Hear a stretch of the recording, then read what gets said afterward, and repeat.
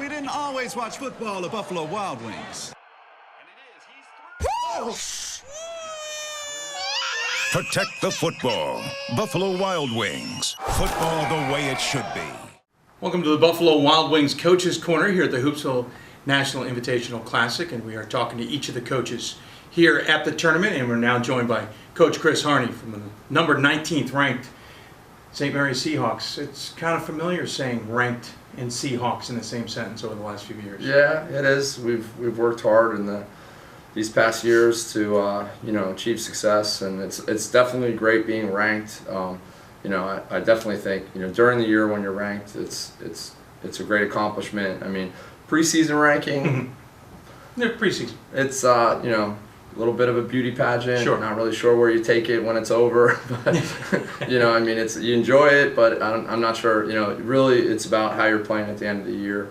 It's definitely nice to be ranked in the preseason out of respect for what you've accomplished in the past, I think.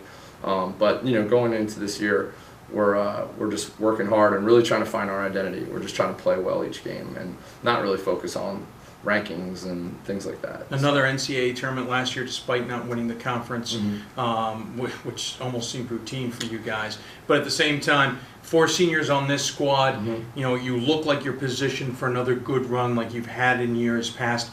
But in your opinion, how is the team looking? We're trying to find our identity right now. And again, there's things that we're teaching and emphasizing, and right now I don't think it's come together fully, so it's hard to get a real feel for what our identity is.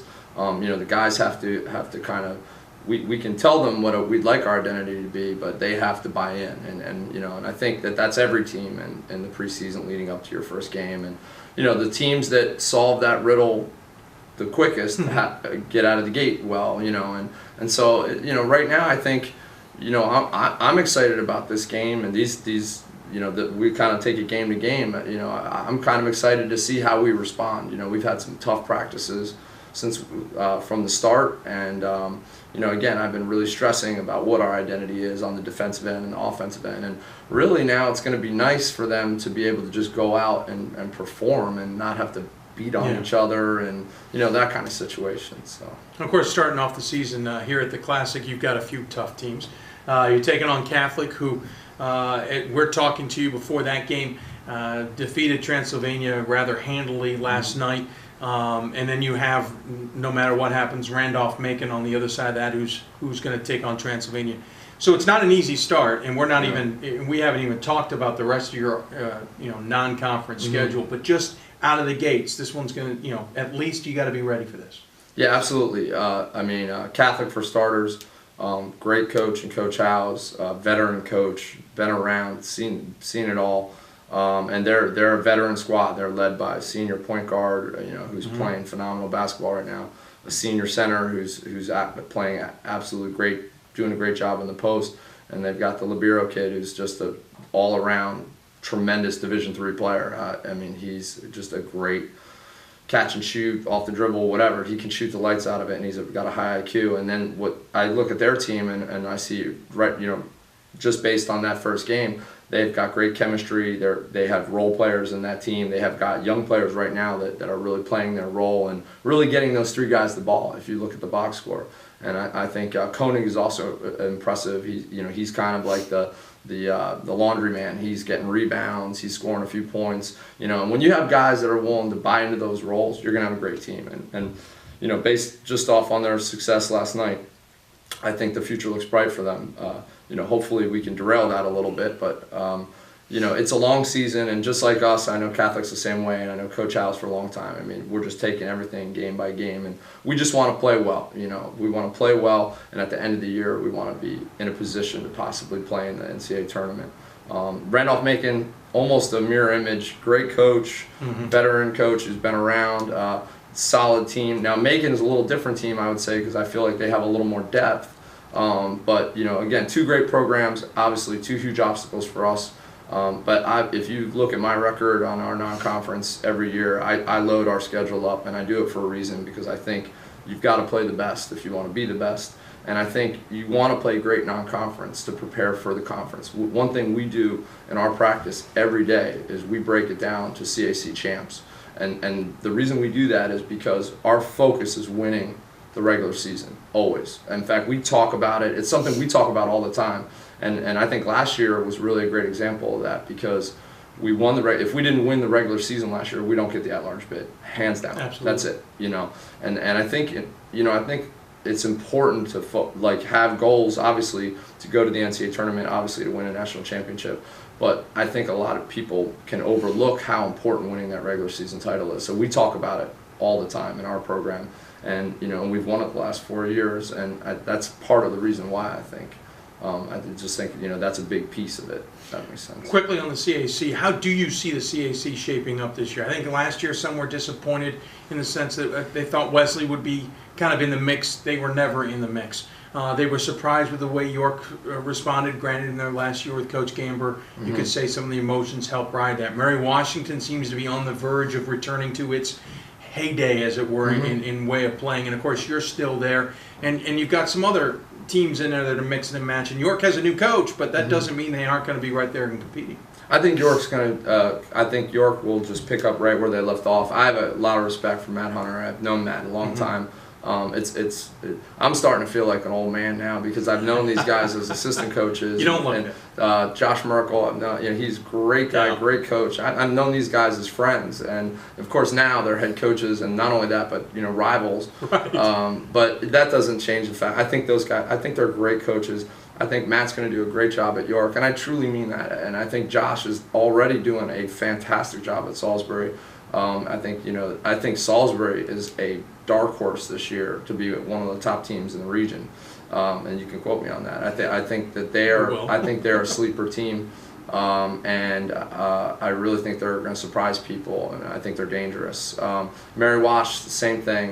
You're returning. They lost a lot of guys, but the go-to guys that they have are back, and I think that they're very, very dangerous. I would put them right there with Salisbury as far as teams to really be worried about in our league. And then, again, I think York is going to be scrappy and tough. I think Marymount, although they didn't have a great season last year, again, Chris Rogers, I've known him for years. He knows what he's doing, and he's not doing it the quick way. He's not going for a quick fix. He's been bringing in class after class after class of high school players, and they're growing up. I mean, he's got a core group of juniors right now and sophomores that are very talented. So they're going to be very tough. I don't think there's going to be a night off in the CAC this year. I think everyone is vastly improved, and we've got our work cut out for us. And that's, again, why I'm playing Catholic and Randolph-Macon to prepare for that. Actually, I think we decided you were playing Catholic and Randolph-Macon. Maybe that is right. Well, another thing about the CAC, it's been ebbing and flowing, teams leaving, teams coming in, Stevenson and Hood leaving for the MAC this year. Enjoy it this year, because next year you had Southern Virginia, Penn State, Harrisburg, and oh, by the way, Christopher Newport, who just beat Randolph-Macon to start the season. So just you can't get comfortable with this now in the CAC. No, well, I mean, again, I've been preparing for this. We played Christopher Newport the last 3-4 years, and I probably sound like a broken record saying this guy's a great coach, but I mean, they are. These guys are great coaches. I mean, really. I mean, these programs are all. They're either already great like Christopher Newport or like Salisbury and York on the rise. These are Matt and Josh are rising coaches in this profession. They're very, very talented, and they're going to field great programs. So I mean, and I think for a long time, and people again may argue with me, but for a long time I think it was a given that the ODAC was the power conference in the region. And I'll go on record to say that the CAC definitely dipped. I mean, I think we fell back with some of the movement in our league. But I mean, I'm excited about the future of the league, and like I said, I'm not ashamed to say that I could foresee us becoming a power conference like that, where every program, top to bottom, is competing nationally and in that way. I mean, certainly that's my dream, because if we have a league that's that talented, it's only going to benefit us. As far as it benefits everybody, but when your whole league is doing well overall, it really counts towards the at-large situation and things like that. So, but I really think we're headed in that direction, and I'm excited about it. And I'd welcome the challenge. I mean, like I said, we've been doing well, and we like to compete. So, we'll play anybody. I think. Talking to Coach Chris Harney here from St. Mary's, and we should let you go so you can get ready for the game coming up against Catholic. But as you know, as a frequent guest on Hoopsville, we always give you the final words. Any final thoughts you want to share with those who may be tuning in?